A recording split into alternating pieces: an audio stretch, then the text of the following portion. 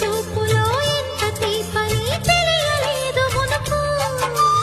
ఎదురు చూడని ఇంత హాయిని మరిచిపోదు మనసు.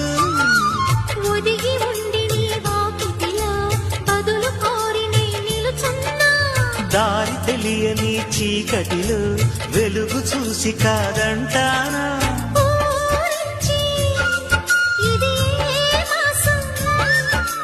ప్రేమించే ప్రతి గుండెను అందెల సందడి చేసే హేమంతం ఇది. మన సొంతం అయినది.